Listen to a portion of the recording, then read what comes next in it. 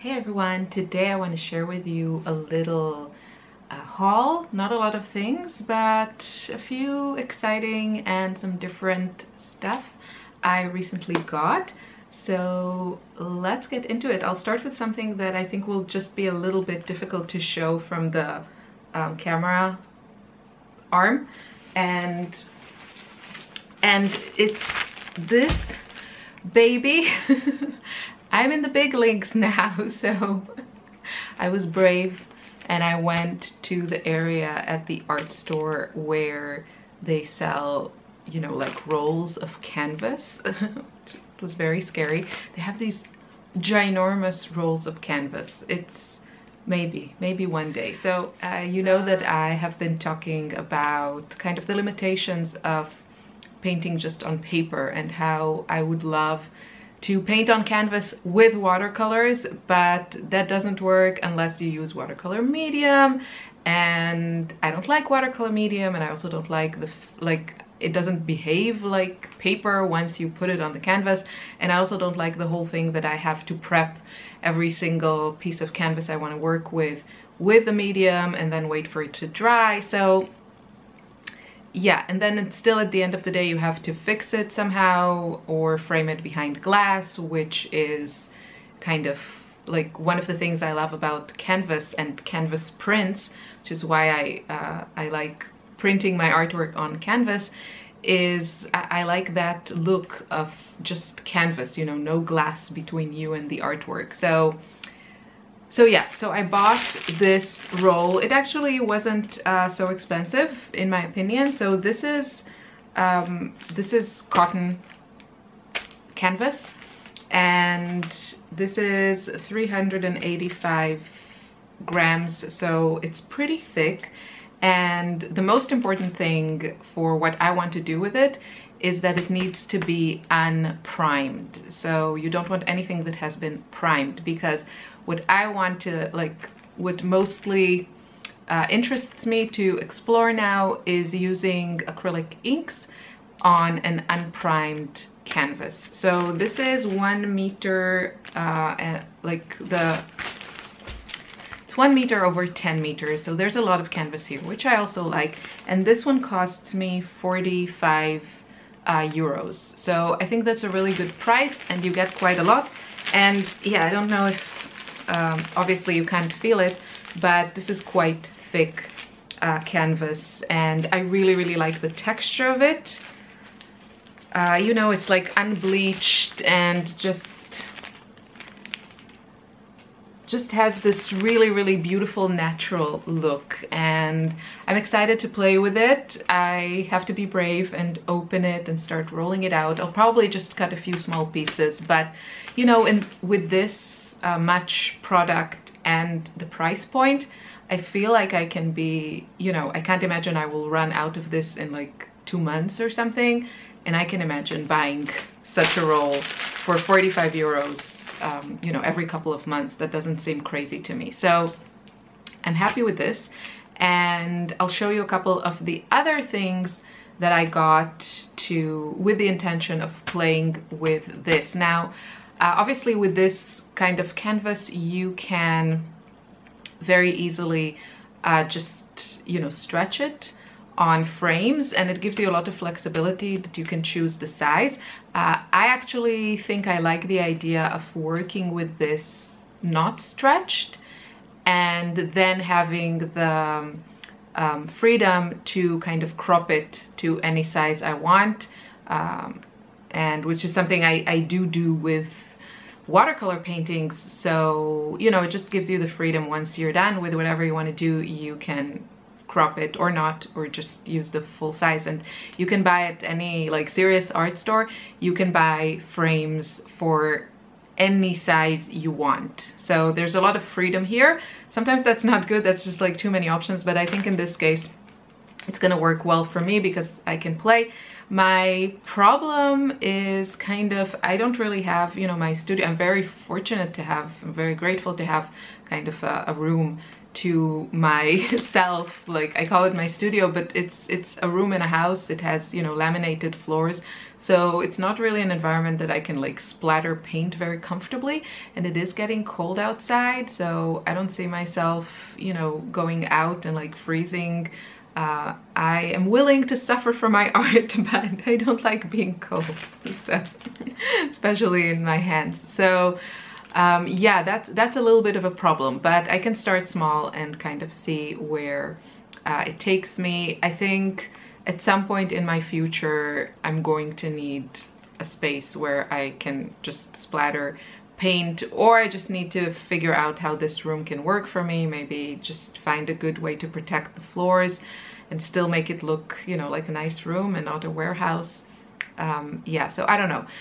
But yeah, that's the plan. I think I'll work on it just as like pieces of fabric, which I also really like. I'm very like tactile person, and I really love the whole experience of working with like canvas, not, you know, stretched, but kind of just free. So I'll show you the other things I got. Okay, so just to continue on that topic, this is what I meant. This you can buy in art stores. I don't know, I'm sure you can buy this online, but I just went to the art store, and you can buy whichever sizes you want and then make a frame. So this is a 30 by 40 frame, and then you can, you know, using like a stapler, which I need to buy because mine is not working. You know, the good one, the like heavy duty ones, you can just stretch your fabric. And this is not the fabric that I showed you. This is a different kind of fabric because I'm also, I've been just like exploring just like different crafts, weaving and punch needle and all those things, and I kind of want to mix all of that with you know, painting with acrylic inks, just because basically I want to paint with watercolors on canvas. That's the whole point. So I got, where are they? I got some of these like empty bottles to fill with kind of my own custom colors of inks that I plan to mix. And I do have actually a bunch of acrylic inks from back in the day when I was more into, I'll zoom in a bit, when I was more into mixed media and less focused on watercolors. So I don't have to buy this medium. I actually have a lot, but I did buy a few colors that I don't have and looked really, really pretty. And I figured with, I already have pretty, let's say, strong color preferences. So I don't feel like I need all the colors. And I wanted to get a few that I knew I needed and love. And I chose the Boesner. This is the local art shop that I have near me. They have a few. They have a beautiful store in Vienna, which I got a few questions. People going to Vienna, which art store should they go to? This is the biggest one in Vienna, the Boesner one. It has everything. It's huge, humongous, and yeah, very dangerous place. So they also have some of their own products, and one of them is acrylic ink, which, you know, sadly, unlike acrylic paint, I guess maybe this is just more expensive because it's more intense and there are less materials besides the pigment. These are not cheap, like, and brands don't make big bottles of these. So this was an affordable option. I can't remember how much it costs, but a few euros. But I don't remember if it was like 4 or 6, I don't know. But I bought the ultramarine blue and the Indian yellow, which is just the yellow that I like, very, very warm, and of course magenta. And these will give me a lot of mixing options, and I have, as I said, other colors in my stash as well as like white and black, so I can do a lot with these. I do want to show you a couple more that I bought previously, but I don't think I ever showed it. So this was also a color I really liked. This is neon orange, and I don't like it as is, but with a little bit of pink or a little bit of white or a little bit of both, you can get really pretty colors with this. So this is what I got, and I also got a few brushes because all of my nice brushes are watercolor brushes and the rest are just, you know, small, like for painting with your kids. So I got a few larger ones, and this one, so I didn't want to get too much. I got some that were very affordable just to play with, just like larger brushes because I don't have any. And yeah, this one, it just says Artisti on it, Universal Pinsel, which is brush in German. And yeah, this is it. So I think this is 10 centimeters. And it's very, very soft, and I think it will be fun to paint with. And then just like a simple brush, nothing special to it. And this one looked like fun, so I got it also. I thought this would be nicer for, you know, like second or third layers. And the really interesting thing, which I didn't even know existed, so wait, I'll zoom you in. So this is from Liquitex, and it's called Flow Aid Additive. And I'll tell you what it says. Enhances flow of diluted color. And then the directions are for acrylic colors only, always dilute with water before mixing with color. So they recommend to use 1 part of Flow Aid to 20 parts water. So you can make a pretty big, you know, bottle of this enhanced flow water. And binder free, don't add more than 25 by volume or mix with other additives. So I do need to probably get something like this that is larger, or just find a bottle. I have kids at home, so I really, really need to be careful with, I have kids and I have cats, so the cats drink everything and the kids get into everything, so I really have to make sure, you know, that this is kept in a way that, you know, it doesn't look just like water. But I saw on Craftsy, I made at the end of the previous year, they had like some sale that you could do a whole year of membership on Craftsy for, I think it was like $5 or something like that. And I said, okay, whatever.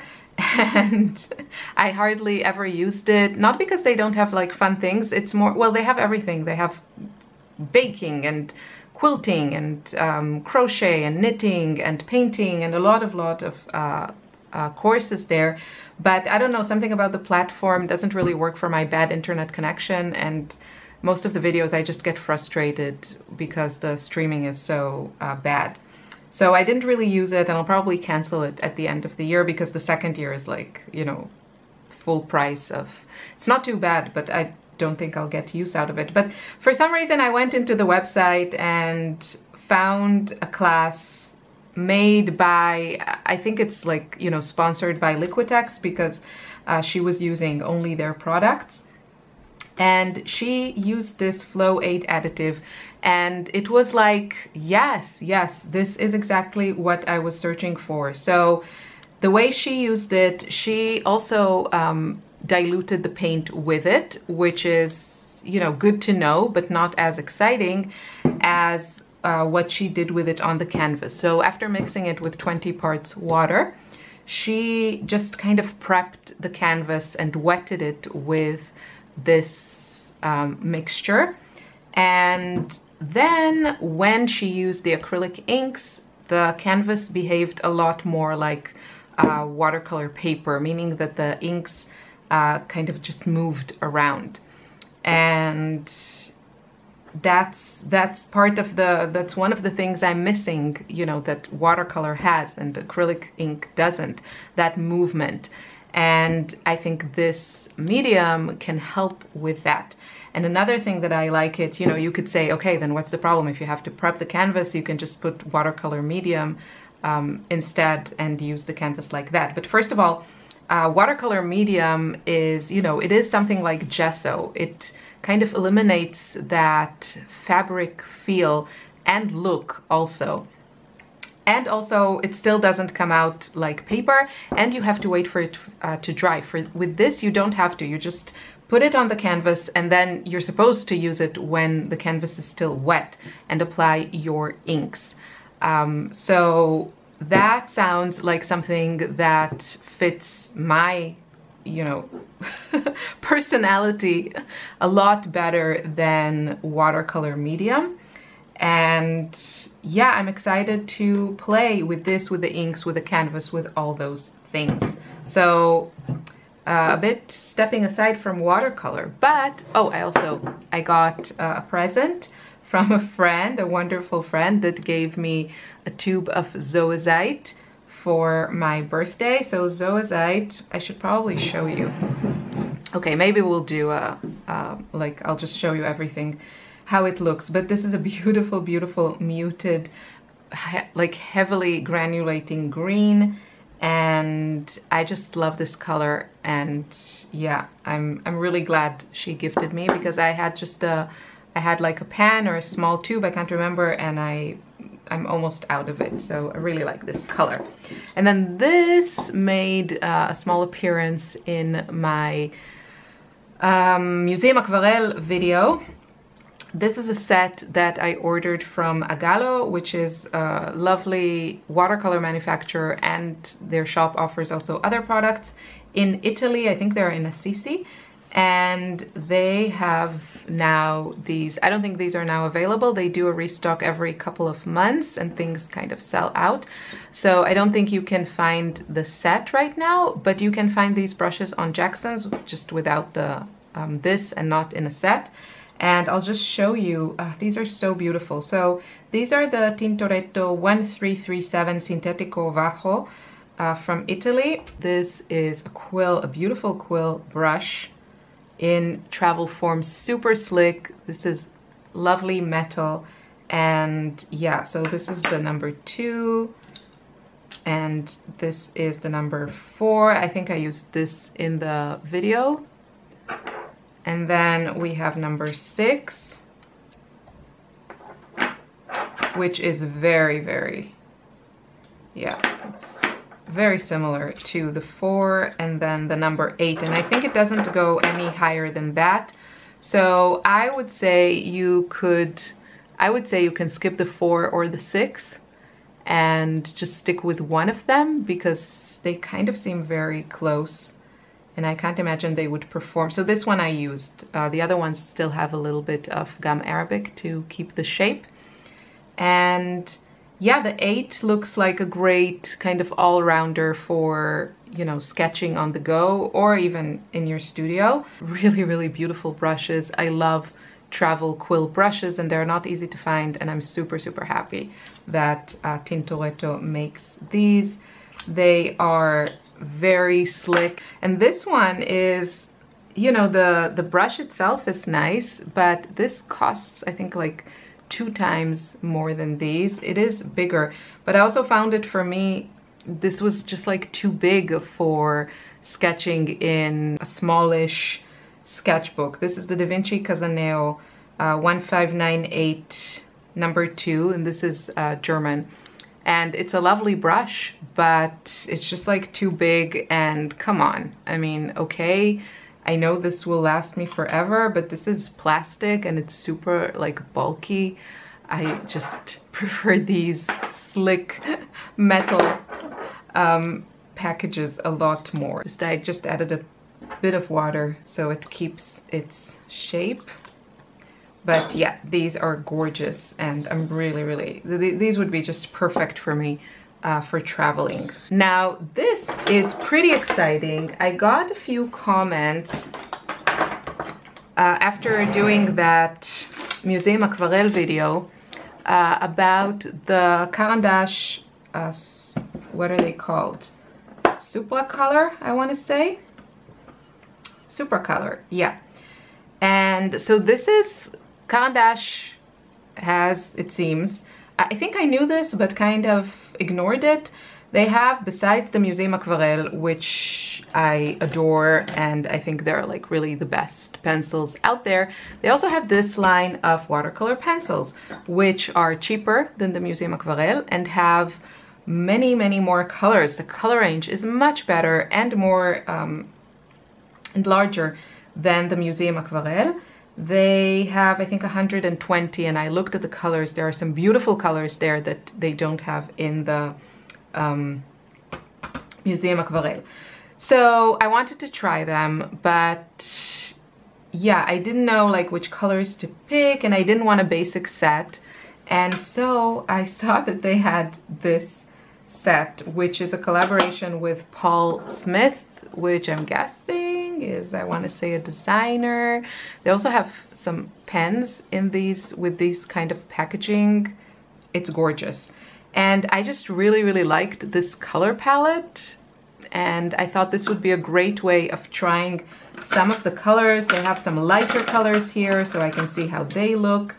And, you know, really see if I like these pencils. And it's kind of the beautiful packaging, which, you know, you can obviously use for other purposes, is a great bonus. So I don't remember like the exact price of this set. I think it was 20 something euros, but it's probably much cheaper to buy them, you know, just like open stock without the fancy box. But what I'm interested in is to see the quality and how they compare to the Museum Aquarelle, because yeah, if these are good, that would make me very, very happy. Yeah, so I'm going to test them for you. We'll do that together. Then I guess I'll just do a different video because this is getting long. So I'll do a separate video trying these out, and the inks if you want to see, and I think, oh, and the Zoisite. So thank you so much for watching. I hope you enjoyed this, and yeah, I'll see you soon in another video trying out all these products. Thanks for watching. Bye bye.